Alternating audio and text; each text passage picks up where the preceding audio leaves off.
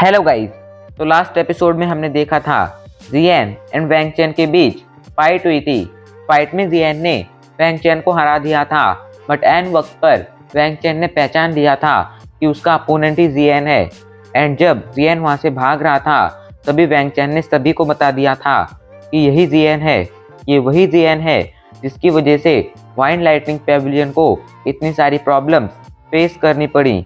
जियन को वहां देखकर सभी के अलग अलग रिएक्शन थे। कुछ लोग खुश थे तो कुछ लोग शॉक एंड कुछ लोग काफ़ी ज़्यादा नाराज़। पेटियन ऑब्वियसली बहुत ज़्यादा नाराज़ होगा, वो जियन को मारना चाहता था। तभी लाई जुनजे कहते हैं, पेटियन एक डाउजोंग लेवल का वॉरियर होते हुए तुम एक डाउहोंग लेवल के वॉरियर को नहीं हरा पाए, क्या ये तुम्हारे लिए बहुत ही शर्मनाक बात नहीं है? जाओ एंड आज जाकर उसे मार कर आओ। अगर तुमने आज उसे नहीं मारा तो मैं तुम्हें मार दूंगा। पेटियन तो पहले से ही ऐसे ही किसी मौके का इंतजार कर रहा था। वो तुरंत हाँ में सिर ला देता है एंड बैटलफील्ड की तरफ आगे बढ़ने लगता है। कोई भी उसे नहीं रोकता है बिकॉज वहाँ मौजूद किसी से भी जियन का कोई रिलेशन नहीं था एंड कोई भी बस एक लड़के के लिए वाइन लाइटनिंग पेविलियन को नाराज नहीं करना चाहता था। पेटियन बैटलफील्ड में आ जाता है। जियन एंड पेटियन के बीच फाइट स्टार्ट हो जाती है। जियन अपने स्काई फायर 3 मिस्टीरियस चेंज को एक्टिवेट कर देता है, जिसके बाद वो अपने फ्लेम मंत्रा को भी एक्टिवेट कर देता है एंड पेटियन को कड़ी टक्कर देने लगता है। पेटियन के लिए जियन को हराना अब मुश्किल होता जा रहा था, इसलिए अब वो कुछ सीक्रेट स्किल्स को यूज करने का फैसला लेता है एंड सही मौका देखकर जियन पर पीछे से अटैक कर देता है एंड जियन उस अटैक को डॉज नहीं कर पाता है। वो अटैक सीधा जाकर उसकी आर्म से, उसकी बाहों से टकराता है एंड उसका उतना पूरा हाथ कुछ सेकंड्स के लिए नम हो जाता है, सुन्न हो जाता है। लेकिन उन्हीं कुछ सेकंड्स के गैप में वैंग जुनजे ने जियन के हाथ में मौजूद मास्टर याओलाओ की रिंग को देख लिया था। उसे जियन के हाथ में देखकर वो शॉक हो गए थे। इधर पेटियन जियन की तरफ दूसरा अटैक लॉन्च कर देता है जिसे जियन नहीं रोक सकता था। ये देखकर वैंग जुनजे बीच में इंटरफेयर करते हैं। वो एक पावरफुल वाइंड अटैक लॉन्च करते हैं जो सीधा जाकर पेटियन के अटैक को डिस्ट्रॉय कर देता है एंड पेटियन को घायल कर देता है। अब आगे पेटियन को घायल करने के बाद वो बैटलफील्ड पर आ जाते हैं एंड जियन से कहते हैं, तुम्हारे पास ये रिंग कहाँ से आई? तो जियन कहता है, ये रिंग मेरे मास्टर की है। वैंग जुनजे शॉक हो जाते हैं एंड कहते हैं, ऐसा कैसे हो सकता है, तुम झूठ बोल रहे हो। जियन कहता है, अच्छा मैं क्यों झूठ बोलूँगा, आप ही बताइए। तो वैंग जुनजे उसे बताते हैं, ये रिंग मेरे बेस्ट फ्रेंड की है। मेरा बेस्ट फ्रेंड बहुत ही पावरफुल वॉरियर है, वो भी एक डाउजन लेवल का वॉरियर है एंड आज से कुछ सालों पहले डोइक्यू कॉन्टिनेंट का बड़े से बड़ा क्लैन उसके नाम से कांपा करता था। वो एक वॉरियर होने के साथ साथ एल्केमिस्ट भी था। उसका एक डिसाइपल भी था जिसका नाम हान फेंग था। लेकिन पता नहीं अचानक से आज से कुछ सालों पहले वो गायब हो गया, उसकी कोई न्यूज़ सामने नहीं आई एंड मैंने जब हान फेंग से जाकर उसके बारे में पूछा तब भी मुझे कोई न्यूज़ नहीं मिली। ये जो रिंग तुम्हारे पास है वो मेरे फ्रेंड की ही रिंग है। मैं इस रिंग को अच्छी तरह से पहचानता हूँ, मैंने इस रिंग को कई बार देखा है। तो अब जल्दी बताओ मेरा फ्रेंड कहाँ है एंड तुमने उसके साथ क्या किया है? तो जियन कहता है, मैंने कोई झूठ नहीं बोला है, अभी तक मैंने जो भी बोला है वो सच्ची है। आपके फ्रेंड ही मेरे मास्टर हैं। ये बात जियन ने अपनी स्पिरिचुअल एनर्जी के जरिए कही थी जो बस वैंग जुनजे को ही सुनाई दी थी। जियन की बात सुनकर वैंग जुनजे शॉक हो जाते हैं, लेकिन फिर भी कंफर्मेशन के लिए वो जियन से मास्टर याओलाओ की रिंग मांगते हैं। जियन भी अब बिना किसी हिचकिचाहट के उन्हें वो रिंग दे देता है।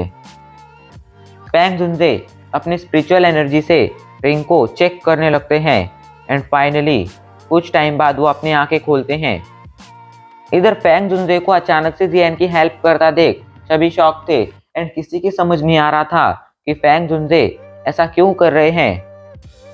तभी वैंग जुनजे पीछे मुड़ते हैं एंड सभी से कहते हैं, कोई भी इस लड़के को हाथ नहीं लगाएगा। अगर किसी ने इस लड़के को गलती से भी टच किया तो वो मेरा दुश्मन बन जाएगा। वैंग जुनजे की बात सुनकर सभी लोग शॉक हो गए थे, इवन कि मो क्विंग भी अभी के लिए शॉक हो गई थी। किसी को समझ नहीं आ रहा था कि फैंग जुनजे आखिर इस लड़के के लिए स्टैंड क्यों ले रहे हैं एंड उनका इसके साथ क्या रिलेशन है। वहीं मू क्विंग भी यही सोच रही थी। वो कहती है आखिर इस लड़के ने मास्टर को ऐसा क्या दे दिया जिसे हासिल करने के बाद मास्टर इसके लिए इतना बड़ा स्टैंड ले रहे हैं। मास्टर भी अच्छी तरह से जानते हैं अगर आज उन्होंने यहाँ पर इस लड़के की हेल्प की तो हम वाइंड लाइटनिंग पैविलियन के दुश्मन बन जाएंगे। हाँ, फॉलिंग स्टार पैविलियन को वाइंड लाइटनिंग पैविलियन से डरने की जरूरत नहीं है बिकॉज हम लोग भी कुछ कमजोर नहीं हैं। लेकिन फिर भी अगर गलती से भी दोनों पैविलियंस के बीच वॉर स्टार्ट हो गई तो इसका खामियाजा दोनों पैविलियन को भुगतना होगा एंड हमें काफ़ी ज़्यादा नुकसान होगा। मू क्विंग ध्यान से फैंग जुनजे को देखती है। उनके फेस पर काफ़ी रिलैक्स एंड शांत एक्सप्रेशन थे जो पिछले कई साल के ट्रेनिंग में भी मू क्विंग ने कभी भी उनके फेस पर नहीं देखे थे। आज पहली बार वो रिलैक्स एक्सप्रेशन फैंग जुनजे के फेस पर देख पा रही थी। इस बात ने उसे और ज़्यादा शॉक कर दिया था। तभी उसे याद आता है जियन जब उससे आखिरी बार मिला था तब जियन ने उससे कहा था कि वो उनके किसी पुराने दोस्त का डिसाइपल है। मू क्विंग कहती है मास्टर के तो बहुत सारे दोस्त हैं एंड उनके साथ भी मास्टर के काफ़ी अच्छे रिलेशन हैं, बट जहाँ तक मुझे लगता है मास्टर उन सभी दोस्तों में से किसी के भी डिसाइपल के लिए इतना बड़ा स्टैंड तो नहीं लेंगे। तो फिर आखिर ये लड़का मास्टर के कौन से फ्रेंड का डिसाइपल है। लेकिन काफ़ी सोचने के बाद भी उसे कुछ याद नहीं आता है, लेकिन फिर भी उसके फेस पर स्माइल आ जाती है ये सोचकर कि जब आखिरी बार वो एंड जियन मिले थे तब उसने गलती से भी जियन को थोड़ा भी ऑफेंड नहीं किया था। इधर फैंग जुनजे की बात सुनकर सभी लोग जो शॉक में चले गए थे वो एक एक कर शॉक से बाहर आना स्टार्ट कर देते हैं। सबसे पहले लाई जुनजे शॉक से बाहर आते हैं। वो फैंग जुनजे की तरफ देखते हुए कहते हैं फैंग जुनजे आखिर तुम कहना क्या चाहते हो। ये लड़का मेरे वाइंड लाइटनिंग पैविलियन का दुश्मन है एंड तुम इसी की साइड ले रहे हो। जियान जुनजे कहते हैं फैंग जुनजे शांत हो जाओ, इतना गुस्सा करने की कोई ज़रूरत नहीं है, हम इस मैटर को शांति से भी सॉल्व कर सकते हैं। जियान जुनजे एंड लाई जुनजे ने कुछ कहा था बट हुआंग जुनजे चुपचाप ही बैठा था। उसने कुछ भी कहने की हिम्मत नहीं की थी। वो तो बस अपने दिल ही दिल रो रहा था कि आखिर उसका एंड वैंग चैन का सामना जियन से क्यों हुआ। इधर Fang Junjie, Lai Junjie, Jian Junjie and Huang Junjie इन तीनों को इग्नोर कर देते हैं एंड जियन की तरफ देखते हुए कहते हैं सच सच बताओ तुम्हारा उसके साथ क्या रिलेशन है। मतलब फैंग जुनजे का मतलब था कि जियन का मास्टर याओलाओ के साथ क्या रिलेशन है। फैंग जुनजे की बात सुनकर जियन उन्हें फिर से कहता है मेरा उनके साथ वही रिलेशन है जो मैंने आपको पहले बताया था। वो मेरे मास्टर हैं एंड मैं उनका डिसाइपल। जियन की बात सुनकर फैंग जुनजे के फेस पर स्माइल आ जाती है, लेकिन वो कहते हैं मैं यही आंसर सुनना चाहता था तुम्हारे मुंह से, बट फिर भी मुझे एविडेंस चाहिए कि तुम सच बोल रहे हो एंड तुम उसके डिसाइपल हो। ये बात कहकर फैंग जुनजे जियन के करीब आ जाते हैं। इधर जियन फैंग जुनजे की बात सुनकर अपने हाथ की एक उंगली अपने सर पर मौजूद फायर सील पर रखता है। अचानक से फायर सील से बोन चिलिंग फ्लेम का एक छोटा सा क्लस्टर जियन की उंगली पर आकर लैंड करता है। जियन की उंगली पर अभी के लिए बोन चिलिंग फ्लेम का एक छोटा सा क्लस्टर मौजूद था, लेकिन उसके वहां आ जाने से वहां का टेम्परेचर बढ़ने लगा था। इधर फैंग जुनजे की नज़र सीधा बोन चिलिंग फ्लेम पर पड़ती है। वो बोन चिलिंग फ्लेम को अच्छी तरह से पहचानते थे। जब पिछली बार वो मुसीबत में पड़े थे तब बोन चिलिंग फ्लेम ही वो फ्लेम थी जिसकी वजह से उनकी जान बच पाई थी।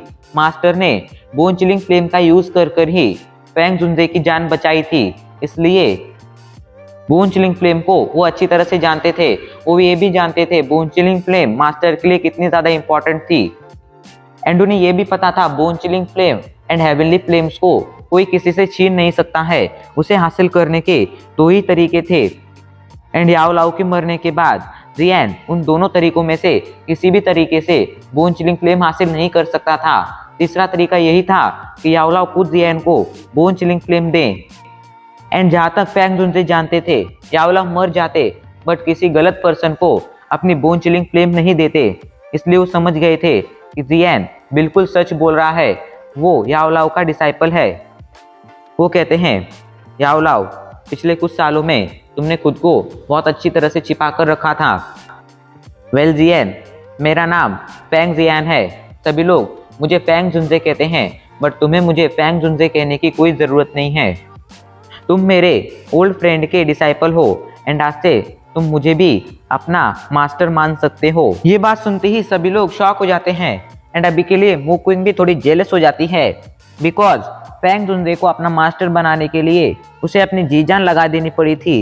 एंड फिर भी फेंग जुनजे ने उसे अपना डिसाइपल इसीलिए बनाया था बिकॉज मू क्विंग के क्लैन से फेंग जुनजे के काफ़ी ज़्यादा अच्छे रिलेशन थे एंड मू क्विंग के क्लैन के कई सारे फेवर फेंग जुनजे के ऊपर थे। लेकिन फेंग जुनजे ने जियान को अचानक ही अपना डिसाइपल बना लिया था। ये देखकर सभी लोग शॉक थे। फेंग जुनजे कहते हैं, जियान तुम्हें डरने की कोई ज़रूरत नहीं है, आगे का मैटर मैं संभालता हूँ। जियान फेंग जुनजे को ग्रीट करते हुए कहता है, आपके ओल्ड फ्रेंड का डिसाइपल आपको ग्रीट करता है ओल्ड फेंग, एंड आप आगे जो भी चाहे वो कर सकते हैं।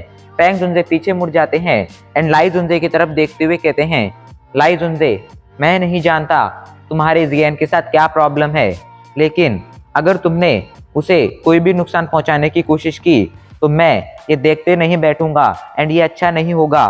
तो लाई जुनजे कहता है, जियान ने हमारी काफ़ी ज़्यादा पावर वेस्ट की है, टाइम वेस्ट किया है एंड उसने हमारे वाइन लाइटिंग पेविलियन की सीक्रेट स्किल 3000 लाइटनिंग मूवमेंट को भी चुराया है। साथ ही साथ 3000 लाइटनिंग इल्यूजनरी बॉडी जैसी सीक्रेट दाउ स्किल को उसने पता नहीं कैसे बट हासिल किया है। ये सब उसने जो किया है वो रूल्स के अगेंस्ट है एंड इसके लिए हम उसे कैसे माफ़ कर सकते हैं। तो फेंग जुनजे कहते हैं, ये तुम्हारी प्रॉब्लम है कि तुम अपने क्लैन की दाउ स्किल्स को संभाल कर नहीं रख पाए एंड किसी ने उन्हें चुरा लिया। बट हाँ, अगर गलती से भी तुमने जियान को टच किया या यहाँ मौजूद किसी ने टच किया तो मुझसे बुरा कोई नहीं होगा एंड जियान को थोड़ा सा भी नुकसान पहुंचाना मतलब बहुत बड़ी मुसीबत को दावत देना। जियान को अगर थोड़ा सा भी नुकसान पहुंचा तो मेरा falling star Pavilion war start कर देगा, जिसके बाद जो भी होगा वो तुम आगे जानते ही हो। लाई जुनजे फेंग जुनजे की पावर से डरता था बिकॉज फेंग जुनजे उन तीनों से ज़्यादा पावरफुल थे, इसलिए अभी के लिए वो कुछ भी करने की हिम्मत नहीं कर रहा था। तभी जियान कहता है, मैंने तुम्हारी 3000 लाइटनिंग मूवमेंट दाव टेक्निक नहीं चुराई है, उसे मैंने एक ऑक्शन से हासिल किया था। अब वो उस ऑक्शन में कैसे पहुंची ये मुझे नहीं पता। एंड रही बात 3000 लाइटनिंग इल्यूजनरी बॉडी की, तो वो भी मेरे पास नहीं है, वो पेटियान के पास है। चाहो तो तुम उससे पूछ सकते हो, मैंने पेटियान को वो वापस कर दी थी। ये बात सुनकर सभी लोग पेटियान की तरफ देखने लगते हैं। पेटियान वैसे तो झूठ बोल देता बट अभी सामने फेंग जुनजे थे एंड फेंग जुनजे के सामने वो झूठ नहीं बोल सकता था, इसलिए वो कहता है, हाँ ये लड़का सच कह रहा है, इसने 3000 लाइटनिंग इल्यूजनरी बॉडी हमें लौटा दी थी, बट पता नहीं कहाँ से इसके पास 3000 लाइटनिंग इल्यूजनरी बॉडी को प्रैक्टिस करने का मेथड आ गया है एंड इसने उसे प्रैक्टिस भी किया है। लाई जुनजे कहते हैं, फेंग जुनजे अब तुम ही बताओ हमें क्या करना चाहिए, बिकॉज हम इसी तरह जियान को यहाँ से नहीं जाने दे सकते हैं। अगर जियान आज इसी तरह यहाँ से चला गया, इतनी आसानी से यहाँ से चला गया, तो इससे हमारे वाइन लाइटनिंग पेविलियन की बहुत ज़्यादा बदनामी होगी। तो फेंग जुनजे कहते हैं, तुम्हें अगर जियान से किसी की फाइट करानी है तो मुझे कोई प्रॉब्लम नहीं है, बट वो एक फेयर फाइट होनी चाहिए। ये बात सुनकर लाई जुनजे तुरंत कहते हैं, तो क्यों ना हम जियान एंड पेटियान के बीच फाइट कराएं।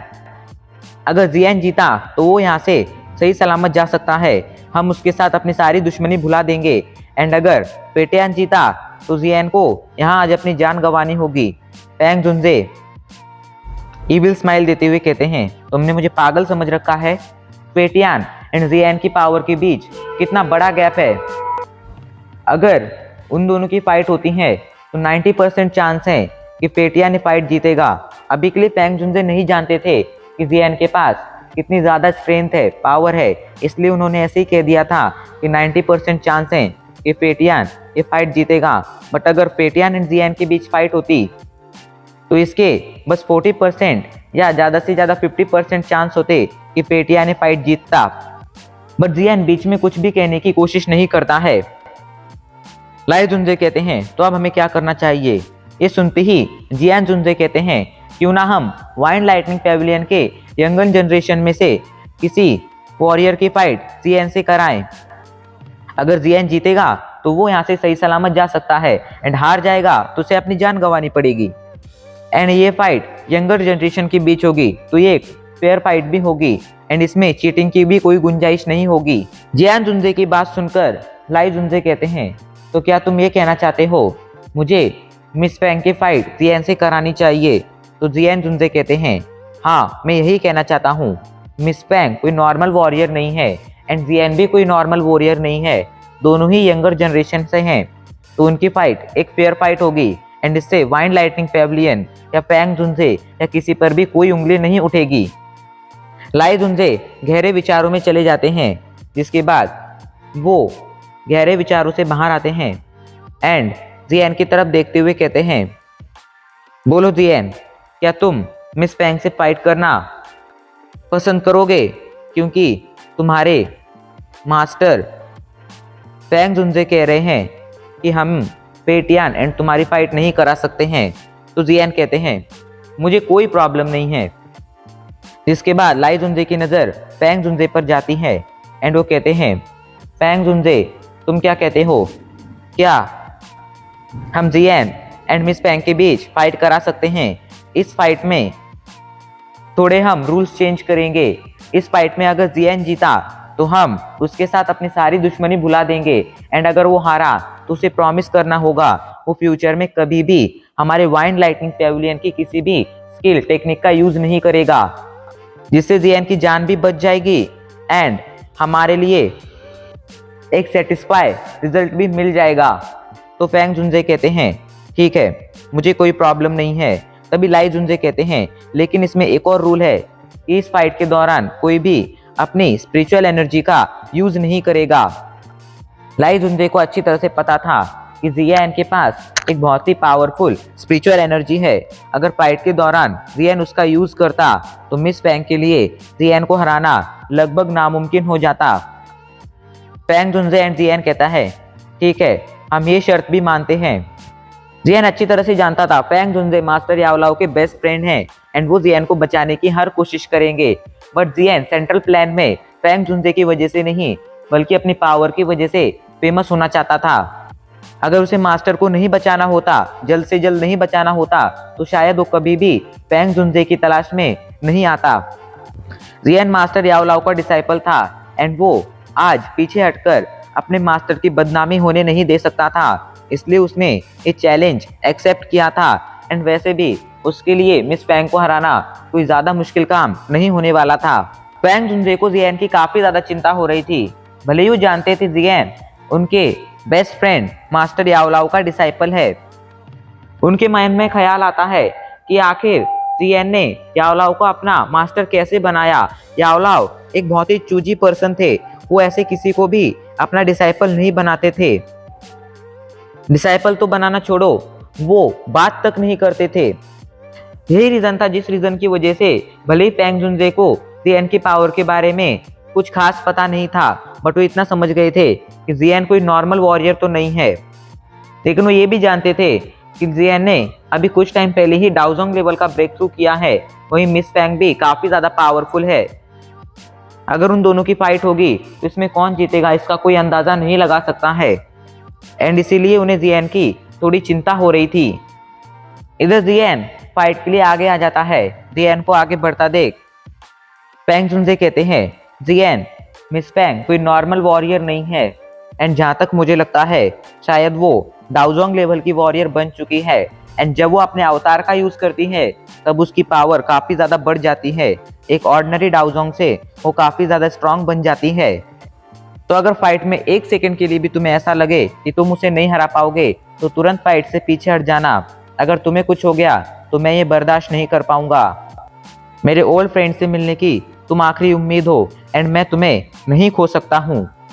तो जियान कहता है आप चिंता मत कीजिए, मैं केयरफुल रहूँगा। भले ही अभी के लिए फैंग जुनजे जियान को प्रोटेक्ट कर रहे थे, बट जियान खुद को भी साबित करना चाहता था।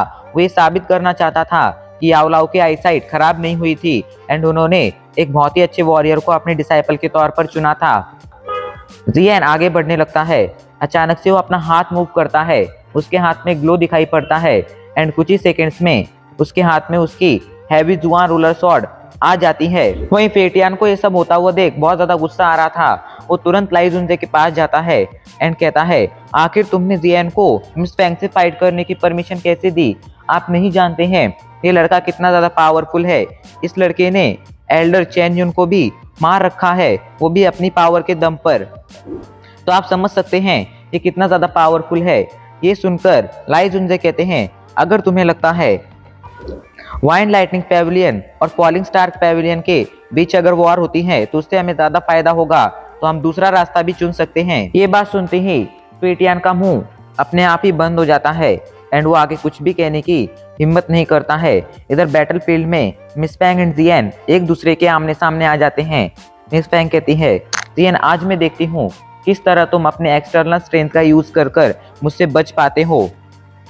तो जियान कहता है, तुम हमेशा गलत फहमी में ही रहती हो, मेरी एक्सटर्नल स्ट्रेंथ ही मेरी पावर नहीं है, मैं वैसे भी ज़्यादा पावरफुल हूँ एंड ये बात आज तुमसे फाइट कर कर मैं प्रूव भी कर दूंगा। तो मिस फैंग कहती है, ठीक है कर देना। जियान एंड मिस फैंग के बीच फाइट स्टार्ट हो जाती है। दोनों ही वॉरियर एक दूसरे को देखते हैं, अपने अपने डोइकुई एक्टिवेट कर लेते हैं। अचानक से मिस फैंग अपनी आंखें बंद कर लेती है एंड जब वो अपनी आंखें खोलती है तब उसकी आंख में ग्रीन एंड सिल्वर कलर का ग्लो था जो साफ साफ देखा जा सकता था। मिस फैंग अचानक से अपनी डोइकुई बढ़ा देती है, उसकी डोइकुई काफी ज्यादा बढ़ने लगती है। उसकी डोइकुई से एक पिलर बाहर आता है जो सीधा आसमान में जाता है एंड अचानक से आसमान में एक बहुत बड़ा बवंडर स्टॉर्म क्रिएट होने लगता है जो धीरे धीरे कर नीचे आता है एंड मिस फैंग को चारों तरफ से कवर कर लेता है। उस स्टॉर्म के अंदर से बहुत ही पावरफुल प्रेशर निकल रहा था जिसका सामना करने में कई सारे लोग असक्षम थे। बहुत सारे लोगों को पावरफुल प्रेशर फील हो रहा था एंड कई सारे लोगों को अनईजी इतना ज़्यादा फील हो रहा था कि वो लोग वहाँ से भाग भी गए थे। इसके अंदर स्टॉर्म के अंदर काफ़ी पावरफुल डोइकुई थी एंड ये सारी डोइकुई मिस फैंग की थी। इस डोइकुई को देखकर सभी लोग काफ़ी ज़्यादा शॉक थे एंड स्पेशली जियान थोड़ा ज़्यादा शॉक था बिकॉज उसने देखा था कि मिस फैंग के पास दो तरह की डोइकुई है, बट उसे लगा नहीं था मिस फैंग अपनी दोनों डोइकुई को इतने अच्छी तरह से कंट्रोल करती होगी। मिस फैंग ने पूरी तरह से अपनी दोनों डोइकुई को एक दूसरे में मर्ज कर दिया था। उसकी डोइकुई ऐसी थी कि अगर वो लाइटनिंग डोइकुई की ट्रेनिंग करती थी, उसे प्रैक्टिस करती थी, तो साथ ही साथ उसकी वाइन डोइकुई भी पावरफुल बनती जाती थी एंड अगर वो पावरफुल वाइन डोइकुई की प्रैक्टिस करती थी तो उसकी लाइटनिंग डोइकुई भी पावरफुल बनती जाती थी। जियान कहता है, इस मिस फैंग के बारे में अभी तक जो भी सुना है वो सब सच है। ये सच में काफ़ी ज़्यादा पावरफुल है, बट इसने मुझे अंडर एस्टिमेट कर दिया है। अगर इसके पास दो डोइकुई हैं तो मेरे पास भी दो डोइकुई हैं। हाँ, भले ही मेरी दूसरी डोइकुई पर मेरा इतना अच्छा कंट्रोल नहीं है, बट उसके एडवांटेज के तौर पर मेरे पास मेरी हेवनली फ्लेम्स हैं जो पूरी तरह से मेरी डोइकुई से मर्ज हो गई हैं। मेरी हेवनली फ्लेम्स मेरा ट्रम्प कार्ड है जिनके जरिए मैंने एक डाउवेंग लेवल का वॉरियर होते हुए भी डाउजोंग लेवल के वॉरियर्स को मारा है। तो ये मिस फैंग क्या चीज है, आज के दिन इसका हारना भी पक्का है। जियान मिस फैंग को ध्यान से देखने लगता है, तभी उसकी नजर स्टॉर्म पर पड़ती है जिसके अंदर पावरफुल डोइकुई तेजी से दौड़ रही थी। तभी अचानक से वो डोइकुई एक अटैक में बदल जाती है एंड वो अटैक स्टॉर्म से बाहर आकर तेजी से जियान की तरफ बढ़ने लगता है। ये देखकर जियान थोड़ा सतर्क हो जाता है। इधर वो अटैक बहुत ही तेजी से जियान की तरफ बढ़ रहा था। कुछ ही देर में वो जियान से बस कुछ ही मीटर्स दूर रह जाता है एंड सभी को लगने लगता है जियान उस अटैक से मारा जाएगा। जियान उस अटैक को ध्यान से देखने लगता है तो जियान को उस अटैक के अंदर एक कपड़ा दिखाई देता है। जियान ये देखकर शॉक था कि एक कपड़ा उस पर अटैक करने के लिए आगे आ रहा है, बट जियान इसे अंडर एस्टिमेट नहीं करता है। जैसे ही वो कपड़ा जियान को टच करने वाला होता है, जियान अपनी 3000 लाइटनिंग मूवमेंट का यूज करता है एंड अटैक को डॉज कर देता है। लेकिन तभी अचानक से अटैक जिसे जियान ने डॉज कर दिया था वो दोबारा से जियान की तरफ बढ़ने लगता है एंड जियान समझ जाता है ये कपड़ा इस अटैक को गाइड कर रहा है एंड अभी के लिए उसका टारगेट जियान है। जियान चाहे कितनी भी भागने की कोशिश कर ले, वो इस अटैक से नहीं भाग पाएगा। बस इस अटैक को डिस्ट्रॉय कर कर ही इससे बच सकता था। जियान ध्यान से उस कपड़े को देखने लगता है। इधर वो कपड़ा दोबारा से जियान की तरफ तेजी से आगे बढ़ने लगता है। ये देखकर अब जियान अपनी ग्लेज फ्लेम को एक्टिवेट कर देता है। कुछ ही सेकंड्स में वो कपड़ा जियान को टच करता है, बट जियान की ग्लेज फ्लेम की वजह से वो जियान की बॉडी को टच नहीं कर पाता है। वो कपड़ा पावरफुल डुइकुई से पूरी तरह से कवर्ड था। जियान अपनी ग्लेज फ्लेम से उस डुइकुई को जलाकर राख कर देता है एंड अभी के लिए कपड़ा जियान के हाथ में आ जाता है। जियान ध्यान से उस कपड़े को देखने लगता है एंड यहीं पर हमारा ये एपिसोड खत्म हो जाता है।